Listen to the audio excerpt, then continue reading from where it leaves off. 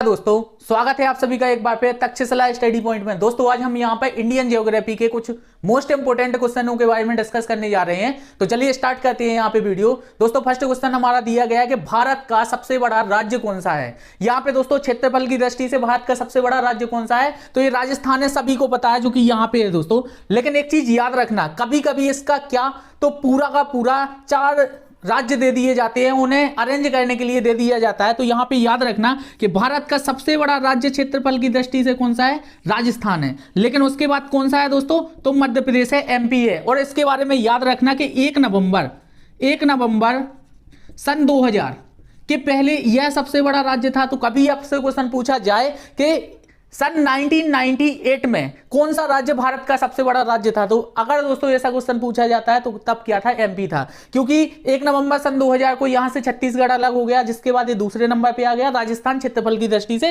First पे है। अब दोस्तों इसके बाद कौन सा रहेगा, तो इसके बाद रहेगा हमारा क्या, महाराष्ट्र। इसके बारे में भी याद रखना, महाराष्ट्र। और उसके बाद अगर पूछा जाए तो यूपी, तो यूपी के बारे में भी याद रखना। और दोस्तों क्षेत्रफल की दृष्टि से सबसे छोटा राज्य कौन सा है, तो सबसे छोटा राज्य है यहाँ पे गोवा। इसके बारे में भी याद रखना कि क्षेत्रफल की दृष्टि से सबसे छोटा राज्य कौन सा है, तो गोवा है, यहां पे मिलेगा हमें। तो इसके बारे में याद रखना। चलिए नेक्स्ट क्वेश्चन देख लेते हैं यहाँ पे। चलिए दोस्तों ये रहा नेक्स्ट क्वेश्चन, इसे देख लेते हैं। दोस्तों यहाँ पे दिया गया है कि निम्नलिखित में से कर्क रेखा किस राज्य से नहीं गुजरती है। दोस्तों हमें पता होगा कि उड़ीसा राज्य जो है वो यहाँ पे है। तो दोस्तों उड़ीसा राज्य से यहाँ पे कर्क रेखा नहीं गुजरती है। अब हम थोड़ा सा कर्क रेखा के बारे में जान लेते हैं। तो यह भारत के कुल 8 राज्यों से गुजरती है। क्या, 8 राज्यों से गुजरती है कर्क रेखा। तो इसके बारे में याद रखना। वो 8 राज्य कौन कौन से हैं दोस्तों, तो यहां पे गुजरात से, उसके बाद राजस्थान के बाद एमपी, उसके बाद छत्तीसगढ़ के बाद यहाँ पे झारखंड के बाद ये पूरा पश्चिम बंगाल। यहाँ पे दोस्तों थोड़ा सा कम हो गया है, तो पश्चिम बंगाल, उसके बाद त्रिपुरा और मिजोरम। इसके बारे में याद रखना, इन टोटल 8 राज्यों से गुजरती है, जिसमें कौन कौन सा है, तो गुजरात है, राजस्थान है, मध्य प्रदेश है, छत्तीसगढ़ है, उसके बाद झारखंड है, पश्चिम बंगाल है, और त्रिपुरा और मिजोरम। इन 8 राज्यों से कर्क रेखा गुजरती है। अब दोस्तों एक चीज यहां पे समझ लेना कि जो पृथ्वी है हमारी, ये रही पृथ्वी, तो इसके जो बीच से रेखा निकलती है इसे 0 डिग्री अक्षांश के नाम से जानते हैं। 0 डिग्री अक्षांश, इसे ही हम विषुवत रेखा के नाम से जानते हैं। इसी को हम विषुवत रेखा के नाम से बोलते हैं। दोस्तों इसके यहां पे ऊपर, मतलब उत्तर में जैसे ही हम देखेंगे तो 23.5 डिग्री उत्तरी अक्षांश मिलता है हमें।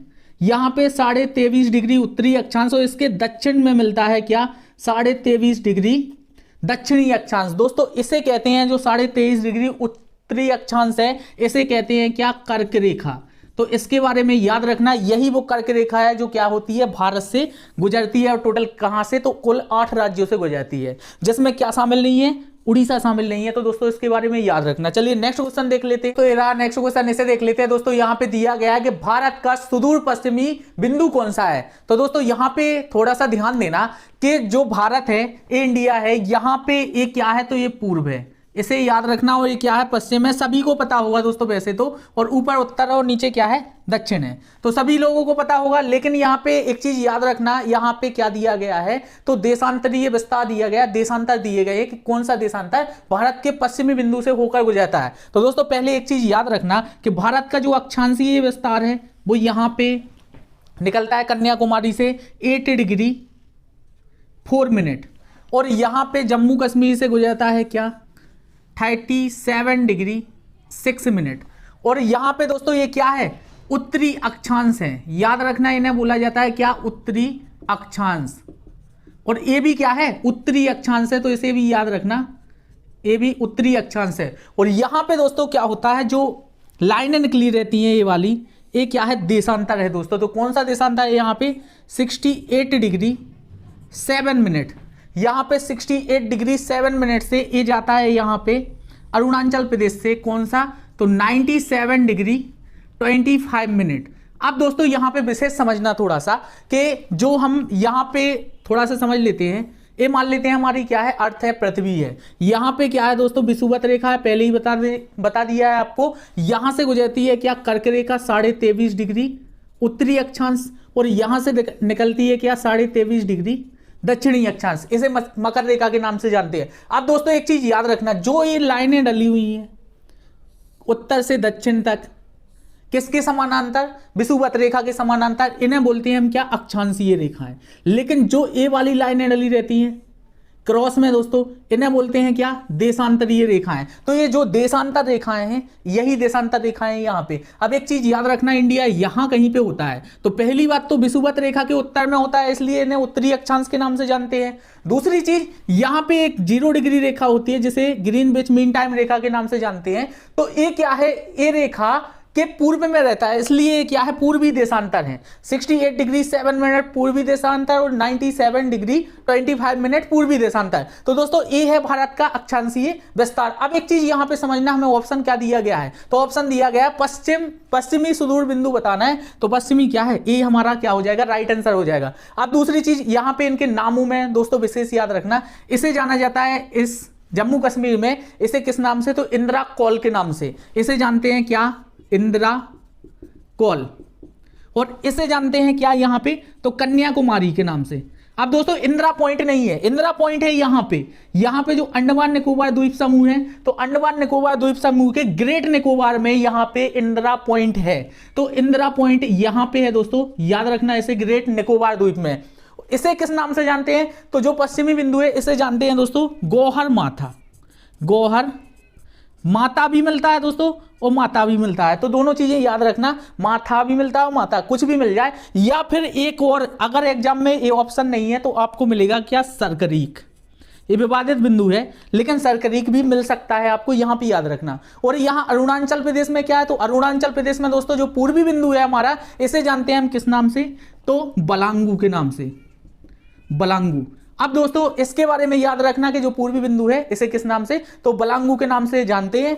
अब दोस्तों यही था हमारा अक्षांशीय विस्तार। चलिए हम नेक्स्ट क्वेश्चन की तरफ चलते हैं और देखते हैं। दोस्तों नेक्स्ट क्वेश्चन की तरफ चलने के पहले हम यहाँ पे एक चीज और समझ लेते हैं। ये जो बलांगू है, इससे ये भी विवादित बिंदु है, तो कभी कभी आपको एग्जाम में यहाँ पे किबीथू भी मिल सकता है। एक चीज याद रखना, किबीथू। इन दोनों में ऑप्शन में से कुछ भी मिल जाए आप लगा देना, वैसे तो ए सही होगा और ए, दोनों में से कुछ एक दिया होगा, किबीथू दिया होगा या बलांगू दिया होगा। दोस्तों एसएससी ने एक बार इस पे क्वेश्चन पूछ लिया है, तो याद रखना इसके बारे में। चलिए नेक्स्ट क्वेश्चन देख लेते हैं।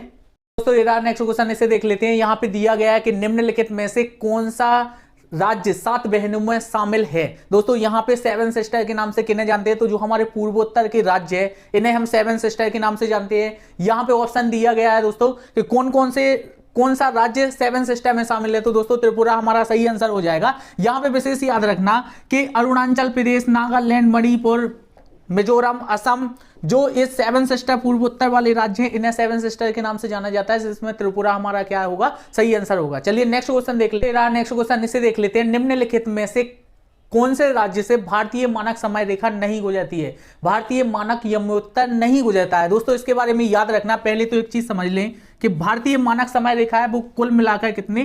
5 राज्यों से होकर गुजरती है। अब ये 5 राज्य कौन से हैं? तो दोस्तों यहां से गुजरती है, आप थोड़ा सा समझ लेना।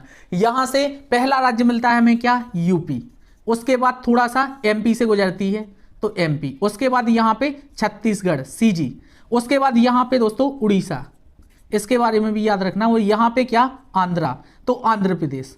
तो यहां पे आंध्र प्रदेश। अब दोस्तों ये टोटल कितने राज्य हो गए? तो 5 राज्य हो गए। अब 5 राज्यों से भारतीय मानक समय रेखा गुजरती है, लेकिन इससे जानते किस नाम से हैं? तो इसे दोस्तों 82.5 डिग्री पूर्वी देशांतर के नाम से जाना जाता है। विशेष याद रखना इसे किस नाम से? तो 82.5 डिग्री पूर्वी देशांतर रेखा के नाम से इसे जाना जाता है, जो कि भारत के कुल 5 राज्यों से होकर गुजरती है। अब दोस्तों इसे एक चीज समझना कि इसे ही मानक समय रेखा क्यों बोला गया है। तो दोस्तों जो भारत का जो समय है वो 30 देशांतर के डिफरेंस पर है, और 30 देशांतर के डिफरेंस पर, इसका मतलब 2 घंटे का समय डिफरेंस है अरुणाचल प्रदेश और यहाँ पे क्या? गुजरात के बीच में। तो इन दोनों के बीच में 2 घंटे का समय डिफरेंस को दूर करने के लिए यह मानक समय रेखा ली गई है, जो कि कहां से निकलती है? तो उत्तर प्रदेश के, याद रखना, उत्तर प्रदेश के मिर्जापुर,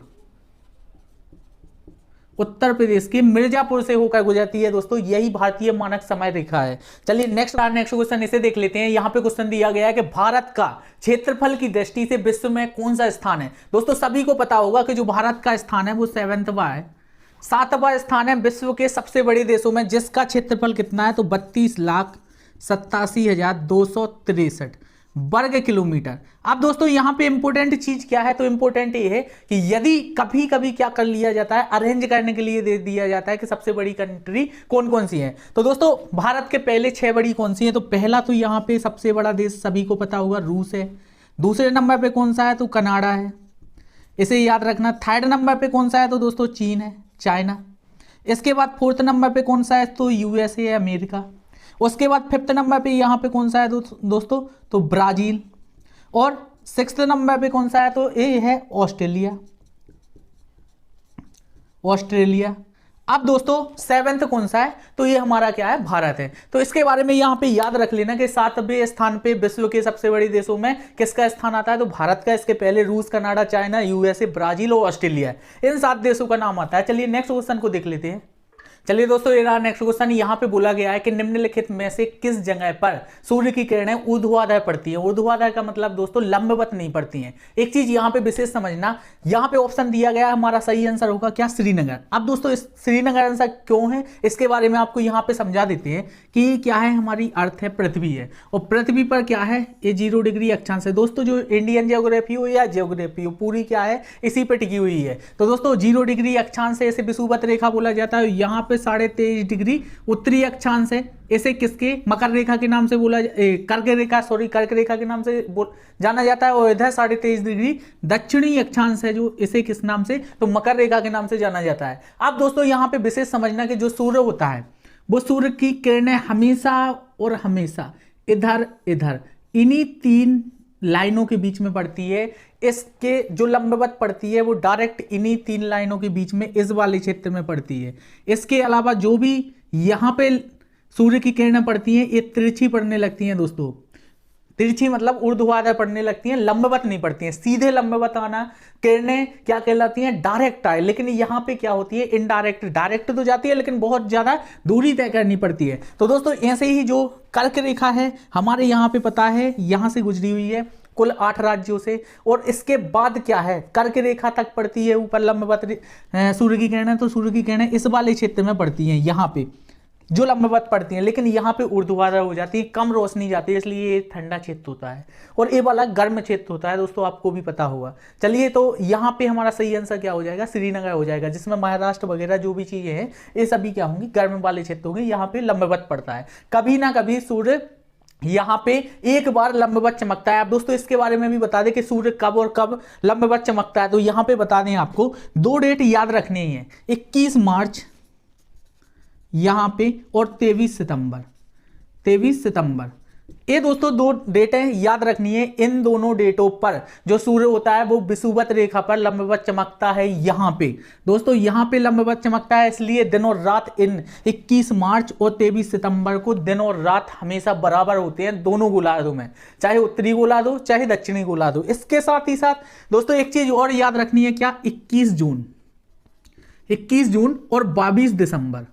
22 दिसंबर। अब दोस्तों 21 जून के बारे में क्या है, तो 21 जून को सूर्य कर्क रेखा पर लंबवत चमकता है, इसलिए ये डेट मोस्ट इंपोर्टेंट है, क्योंकि उत्तरी गोलार्ध का ये सबसे बड़ा दिन होता है और सबसे गर्म दिन होता है। इसके साथ ही साथ दोस्तों यहाँ पे याद रखना, इसलिए क्या हो जाता है, भारत में या जो उत्तरी गोलार्ध है यहाँ पे क्या होती है, सूर्य कर्क रेखा पर लंबवत चमकता है, बड़ा दिन होता है, तो गर्मियां भी होती हैं जून में। यहाँ पे 22 दिसंबर को मकर रेखा पर चमकता है, इसका मतलब दक्षिण में, तो सूर्य यहाँ से दूर चला जाता है, इसलिए दिसंबर में हमारे यहाँ पे ठंडी होती है। और मकर रेखा पर ये लंबवत चमकता है कब, 22 दिसंबर को, इसलिए दक्षिणी अक्षांश पर या जो दक्षिणी ध्रुव या दक्षिणी गोलार्ध है यहाँ पर सबसे बड़े दिन होते हैं। का सबसे बड़ा दिन जो होता है वो 22 दिसंबर को होता है। चलिए दोस्तों नेक्स्ट क्वेश्चन देखो, हमारा नेक्स्ट क्वेश्चन इसे देख लेते हैं। दोस्तों यहां पे बोला गया है कि निम्नलिखित में से किस राज्य की सीमा पुदुचेरी को नहीं छूती है। दोस्तों मोस्ट इंपोर्टेंट क्वेश्चन यहां से निकल के आता है। पहली बात तो जो पुदुचेरी है इसे समझ लेना,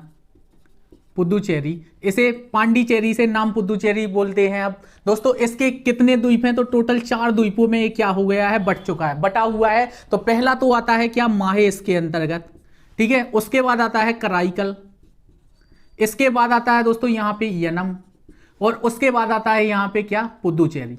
ये 4 द्वीपों में बटा हुआ है। अब दोस्तों इसकी यहाँ पे देख लेते हैं कौन कौन से राज्यों में। तो जो माहे है ना दोस्तों, वो है यहाँ पे केरल में, तो माहे यहाँ पे है केरल के तट पर। उसके बाद दोस्तों जो कराईकल और पुदुचेरी है, ये रहा हमारा क्या, कराईकल। कराईकल। अब दोस्तों ये कौन सा राज्य है, तो ये तमिलनाडु है। और इसके बाद यहां पे है क्या, पुदुचेरी। पुदुचेरी। और दोस्तों इसके बाद बचा क्या, यमन। तो ये है यहां पे आंध्र प्रदेश के तट पर। तो आशा करते हैं कि आपको समझ आ गया होगा। माहे केरल में, कराईकल और पुदुचेरी ये दोनों कहां पे है, तो तमिलनाडु में। यनम कहां पे है, तो आंध्र प्रदेश में। ये 4 भागों में बटा हुआ है। लेकिन दोस्तों एक चीज यहां से कमेंट बॉक्स में जरूर बताना कि ये पांडुचेरी है, जो पुदुचेरी है, ये किस औपनिवेशिक शक्ति के अंतर्गत रहा है और इसे कब स्वतंत्र किया गया था और कब भारत में सम्मिलित किया गया है, कमेंट बॉक्स में जरूर बताना। चलिए नेक्स्ट हमारा नेक्स्ट क्वेश्चन इसे देख लेते हैं दोस्तों। यहां पे दिया गया है कि भारत का सुदूरस्थ दक्षिणतम पॉइंट कौन सा है। तो दोस्तों भारत का सबसे दक्षिणी पॉइंट पहले ही बता चुके हैं, यहां पे जो अंडमान निकोबार द्वीप समूह है इसके यहां पर है, जिसे हम किस नाम से, तो इंदिरा पॉइंट के नाम से जानते हैं। आपको नाम पहले ही बता दिया जा चुका है। लेकिन दोस्तों इसका जो अक्षांश है वो क्या है, तो 6 डिग्री 4 मिनट। इसे याद रखना, ये 60 डिग्री 4 मिनट कहां से निकलता है, तो ये निकलता है यहां पे ग्रेट निकोबार से।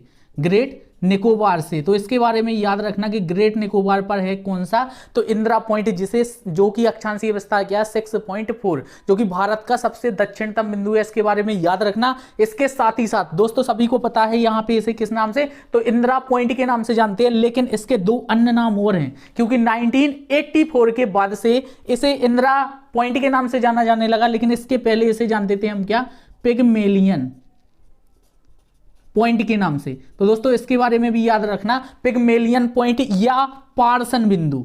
पार्सन बिंदु, इन दोनों नाम से भी इसे जाना जाता था। तो दोस्तों आज के बाद पूछा जाए आपसे कि इंदिरा पॉइंट या पिगमेलियन पॉइंट या पार्सन बिंदु किस अक्षांश पर है, तो 60 डिग्री 4 मिनट पर। कहां पे है, तो ग्रेट निकोबार में है। चलिए नेक्स्ट क्वेश्चन देख लेते हैं हम। हमारा नेक्स्ट क्वेश्चन इसे देख लेते हैं दोस्तों। यहां पे दिया गया है, निम्नलिखित में से किस देश की सीमा भारत के साथ सबसे अधिक स्पर्श होती है। किस अंतरराष्ट्रीय सीमा किस देश की भारत के साथ सबसे अधिक स्पर्श होती है, तो दोस्तों वो है क्या, यहां पे बांग्लादेश। बांग्लादेश के बारे में याद रखना दोस्तों, ये बांग्लादेश टोटल यहां से लगा हुआ है यहां पे। तो दोस्तों यहां पे सबसे अधिक सीमा लगती है किसकी, बांग्लादेश की। वो भी कितनी लगती है, तो 4096.4 किलोमीटर समथिंग लगती है। तो दोस्तों इतने किलोमीटर की सीमा क्या होती है, भारत के साथ स्पर्श होती है किसकी, बांग्लादेश की। एक बार एमपीपीएससी में एक क्वेश्चन पूछा भी जा चुका है कि निम्नलिखित में से किस देश की अंतरराष्ट्रीय सीमा सबसे अधिक भारत के साथ लगती है, तो बांग्लादेश की लगती है।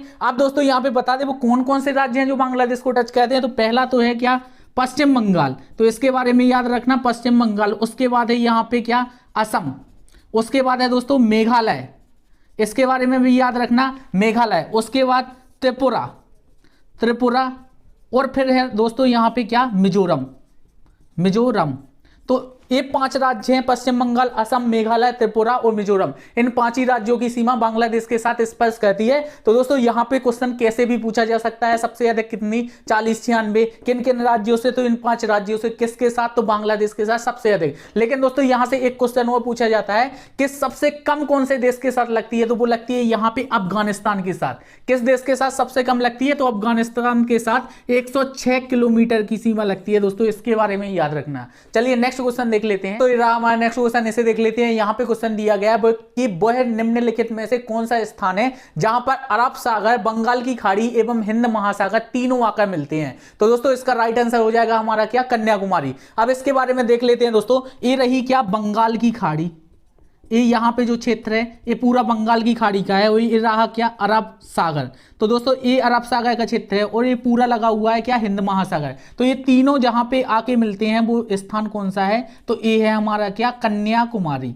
तो दोस्तों कन्याकुमारी में आके क्या होते हैं, तीनों मिलते हैं। अब एक चीज यहां पे याद रखना कि जो खाड़ी होती है, बंगाल की खाड़ी बोलते हैं, तो खाड़ी होती है, खाड़ी उस स्थान को कहा जाता है जो 3 ओर से क्या हो, जमीन से घिरा हुआ हो और एक जगह से किसी महासागर से मिला हुआ हो। तो दोस्तों ये 1 2 3 तीनों ओर से क्या है, यहां पे जमीन से घिरा हुआ है, इसलिए इस क्षेत्र को क्या बोलते हैं, बंगाल की खाड़ी। और जो स्थान दोस्तों 3 जगह से महासागर या जलमग्न हो और एक स्थान से तट रेखा से टच कर रहा हो, इसे क्या बोलते हैं, तो हम सागर के नाम से जानते हैं, इसलिए क्या है, अरब सागर है। चलिए हम नेक्स्ट क्वेश्चन देख लेते हैं। चलिए दोस्तों ये रहा हमारा नेक्स्ट क्वेश्चन, इसे देख लेते हैं। निम्नलिखित राज्यों के समूह में से कौन सा एक पाकिस्तान से सीमा बनाता है? तो दोस्तों किन राज्यों का समूह है जो पाकिस्तान के साथ सीमा बनाता है, यहां पे देख लेते हैं। तो दोस्तों इसका सही आंसर हो जाएगा हमारा क्या, ए। अब यहां पे देख लेते हैं कौन कौन से वो राज्य हैं। तो दोस्तों पहला तो क्या है, गुजरात है। गुजरात की सीमा पाकिस्तान के साथ टच करती है। उसके बाद यहां पे राजस्थान है, राजस्थान की सीमा क्या होती है, पाकिस्तान से टच करती है। इसके बाद पंजाब है, पंजाब की सीमा भी राजस्थान से पाकिस्तान से टच करती है। और यहां पे जम्मू कश्मीर की सीमा तो यहां से लगी हुई है। तो 4 राज्य हैं जो कि पाकिस्तान से क्या होती है, सीमा टच होती है। तो दोस्तों ए हमारा सही आंसर है। अब यहां पे एक चीज याद रखना दोस्तों कि जो भारत और पाकिस्तान की सीमा है इसे किस नाम से जानते हैं? तो इसे रेड क्लिफ रेखा के नाम से जानते हैं। क्या? रेड क्लिफ रेखा। तो रेड क्लिफ रेखा के नाम से जानते हैं। और दोस्तों इसका निर्धारण कब हुआ था? तो इसका निर्धारण हुआ था 17 अगस्त। दोस्तों डेट याद रखना, यहां पे क्या है, 15 अगस्त नहीं है, कुछ भी नहीं है, यहां पे 17 अगस्त है। तो 17 अगस्त 1947 को ये रेखा क्या हुई थी, विभाजित हुई थी, या इस रेखा को सर रेडक्लिफ ने कंप्लीट किया था। तो दोस्तों 17 अगस्त 1947 को रेड क्लिफ रेखा नाम दिया गया था क्योंकि सर रेड क्लिफ ने इसे निर्धारित किया था। वो भारत और पाकिस्तान से भारत के कितने राज्य मिलते हैं? तो वो 4 राज्य मिलते हैं और चारों के नाम बता चुका हूं। चलिए नेक्स्ट क्वेश्चन देखते हैं। हमारा नेक्स्ट क्वेश्चन इसे देख लेते हैं। दोस्तों यहां पे दिया गया है कि निम्नलिखित में से कौन सा संघ शासित प्रदेश या केंद्र शासित प्रदेश सबसे छोटा है? तो दोस्तों सभी को पता होगा यहां पे लक्षद्वीप है। लक्षद्वीप सबसे छोटा संघ शासित प्रदेश है जो कि कितना है, तो 32 वर्ग किलोमीटर है। इसका एरिया कितना है, तो 32 वर्ग किलोमीटर है। दोस्तों इसके बारे में याद रखना, क्या है सबसे छोटा संघ शासित प्रदेश, तो ये है हमारा लक्षद्वीप। अब एक चीज याद रखना दोस्तों यहां पे कि कुल भारत में कितने संघ शासित प्रदेश हो गए हैं अभी कुल मिलाकर? तो दोस्तों सभी को पता है कि जम्मू कश्मीर क्या हो गया है, यहां पे अलग हो गया है, जो कि जम्मू कश्मीर और लद्दाख 2 नए बन गए हैं। लेकिन ये कब बने थे दोस्तों, इसके बारे में क्या किसी को पता है? तो एक चीज याद रखना कि ये बने थे कब, 31 अक्टूबर 2019। तो 2019 में क्या हो गए थे, 31 अक्टूबर 2019 में ये क्या हो गए थे, बन गए थे। दोस्तों यहां पे 2019 है। एक चीज याद रखना है, जम्मू कश्मीर और लद्दाख जो कि जम्मू कश्मीर राज्य को तोड़कर और यहां पे 2 नए केंद्र शासित प्रदेश बना दिए गए थे। लेकिन दोस्तों यहां पे एक चीज याद रखना, दादरा नगर हवेली और यहां पे दमन और द्वीप, इन दोनों को क्या कर दिया गया था, मिक्स कर दिया गया था। इसलिए क्या हो गई, इनकी संख्या 8 हो गई। चलिए नेक्स्ट क्वेश्चन देख लेते हैं। चलिए दोस्तों नेक्स्ट क्वेश्चन दिया गया है यहाँ पे कि भारत निम्नलिखित में से किस गोलार्ध में स्थित है? दोस्तों पहले ही बता चुके थे कि ये क्या है, हमारी अर्थ है, पृथ्वी है। इसके जो बीच से 0 डिग्री अक्षांश विषुवत रेखा निकलती है, इक्वेटर निकलता है। तो दोस्तों इसके जो उत्तर में है इसे उत्तरी गोलार्ध और दक्षिण में है इसे दक्षिणी गोलार्ध के नाम से जानते हैं। और दोस्तों 0 डिग्री के बाद यहाँ पे 1 डिग्री, 2 डिग्री, 3 डिग्री और भारत आता है यहाँ पे क्या 8.4 डिग्री और यहाँ पे 6.4 डिग्री। तो इसका मतलब यहाँ से क्या 4 टाइम जाएंगे तो पूरा कहां पे आया, उत्तरी गोलार्ध में आया। इसके साथ ही साथ दोस्तों यहां पे निकलती है क्या, लंदन के ग्रीनविच से 0 डिग्री देशांतर निकलता है दोस्तों। तो ये 0 डिग्री देशांतर जो निकलता है इसके बाद से यहां पे 1 2 3 4 स्टार्ट हो जाते हैं और यहां पे क्या होता है 68 डिग्री 7 मिनट यहां से निकलता है। तो इसका मतलब भारत कहां पे 68 डिग्री के समथिंग यहां पे पड़ता है। अब अगर दोस्तों यहां पे पड़ा तो ये हुआ क्या, उत्तरी गोलार्ध और यहां पे पूर्व और यहां पे पश्चिम, तो ये हुआ क्या, पूर्व। तो भारत कहां पे है, उत्तर पूर्वी गोलार्ध में स्थित है। यही हमारा आंसर हो जाएगा। चलिए नेक्स्ट क्वेश्चन देख लेते हैं दोस्तों। ये हमारा नेक्स्ट क्वेश्चन, इसे देख लेते हैं दोस्तों। यहां पे दिया गया निम्नलिखित में से किस राज्य को तीनों ओर से बांग्लादेश की सीमा घेरे हुए है? दोस्तों यहां पे बांग्लादेश की सीमा किस राज्य को तीनों ओर से घेरे हुए है, तो वो है दोस्तों त्रिपुरा। इसके बारे में यहां पे याद रखना कि त्रिपुरा को तीनों ओर से बांग्लादेश की सीमा घेरती है। और पहले ही बता चुके हैं कि भारत के साथ सबसे ज्यादा सीमा लगती है, इसकी 40-96 सीमा लगती है, 5 राज्यों से सीमा टच होती है। तो दोस्तों यहां पे देख लेना। चलिए नेक्स्ट क्वेश्चन देखते हैं। फिर नेक्स्ट क्वेश्चन इसे देख लेते हैं। यहां पे दिया गया निम्नलिखित में से कौन सा कथन सही है? दोस्तों यहां पे फर्स्ट कथन दिया गया है कि भारत की जो उत्तर से दक्षिण की सीमा है वो पूर्व से पश्चिम के विस्तार से अधिक है, मतलब विस्तार दिया गया है दोस्तों। तो ये बात यहां पे सही है। यहां पे देख लेते हैं क्या दिया गया है, जो भारत का उत्तर से दक्षिण का विस्तार है ये है 32 32-14 किलोमीटर यहाँ पे। तो इसे याद रखना। और जो पूर्व से पश्चिम का जो विस्तार है दोस्तों, पूर्व से पश्चिम तक का ये विस्तार है क्या, 2933, 2933। तो 2933 यहाँ पे पूर्व से पश्चिम का विस्तार है, उत्तर से दक्षिण का विस्तार है 32-14 किलोमीटर। अब दोस्तों ये कथन तो हमारा सही हुआ कि जो उत्तर से दक्षिण की जो विस्तार है ये अधिक है पूर्व से पश्चिम की अपेक्षा। अब दोस्तों यहाँ पे नेक्स्ट कथन दिया गया कि जो भारतीय मानक समय रेखा है 82.5 डिग्री, ये भारत की भारतीय मानक समय रेखा है, ये भी सही है दोस्तों। पहले ही बता चुके हैं कि उत्तर प्रदेश के मिर्जापुर से निकलती है और इसे ही भारत की क्या बोलते हैं, तो मानक समय रेखा बोलते हैं, जो कि क्या है, तो 82.5 डिग्री देशांतर है। तो चलिए दोस्तों नेक्स्ट क्वेश्चन देख लेते हैं, इसके दोनों आंसर सही होंगे। नेक्स्ट क्वेश्चन इसे देख लेते हैं। यहाँ पे दिया गया है कि निम्नलिखित में से कौन सा राज्य है जिसकी सीमा भारत के सभी राज्य सबसे ज्यादा राज्यों को टच करती है। तो दोस्तों यहाँ पे आंसर हो जाएगा हमारा क्या, उत्तर प्रदेश। इसके बारे में याद रखना, यूपी से कुल मिलाकर 8 राज्यों की सीमा लगती है, 8 + 1। दोस्तों ये कौन सा है, तो ये केंद्र शासित प्रदेश दिल्ली है और टोटल क्या है, 8 राज्य है। इन 8 राज्यों में दोस्तों यहाँ पे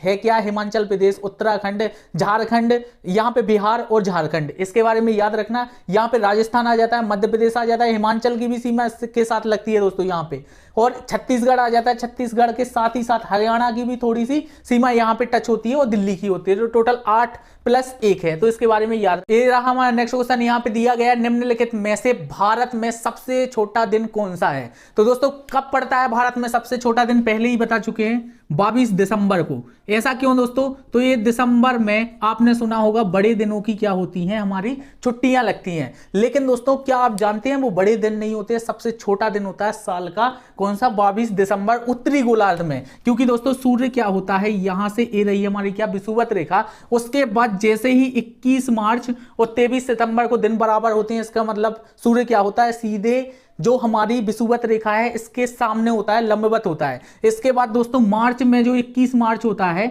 यहां से सूर्य क्या होता है, ऊपर उत्तरी गोलार्ध की ओर बढ़ना स्टार्ट हो जाता है। तो यहां से बढ़ता है 21 मार्च से अप्रैल, मई और जून। तो 21 जून को ये क्या होता है, यहाँ पे कर्क रेखा पे लंबवत चमकता है, इसलिए उत्तरी गोलार्ध में गर्मी पड़ने लगती है और यहाँ पे दिन बड़े होते हैं और रातें छोटी होती है। इसके बाद दोस्तों यहाँ पे 21 जून के बाद रिटर्न आता है, और रिटर्न आने के बाद यहाँ पे जून से जुलाई, अगस्त, सितंबर, तो 23 सितंबर को फिर से कर्क रेखा पर क्या होता है, लंबवत चमकता है, इसलिए इस दिन क्या होता है, दिन और रात फिर से बराबर होते हैं। फिर उसके बाद सितंबर के बाद अक्टूबर, नवंबर और दिसंबर, तो 22 दिसंबर को ये मकर रेखा पर लंबवत चमकता है, इसलिए 22 दिसंबर को जो दक्षिणी गोलार्ध होता है यहाँ पे दिन बड़े होते हैं, उत्तरी गोलार्ध में दिन छोटे होते हैं। और दिन छोटे होते हैं, सबसे ज्यादा दूरी पर होता है सूर्य यहाँ पे। तो कर्क रेखा पर, कर्क रेखा से सबसे ज्यादा दूरी पर होगा, तो सबसे छोटा दिन होगा यहाँ पे, कहाँ पे, भारत में, जो कि कर्क रेखा यहीं से निकलती है, इसलिए सबसे छोटा दिन कब, 22 दिसंबर को पड़ता है।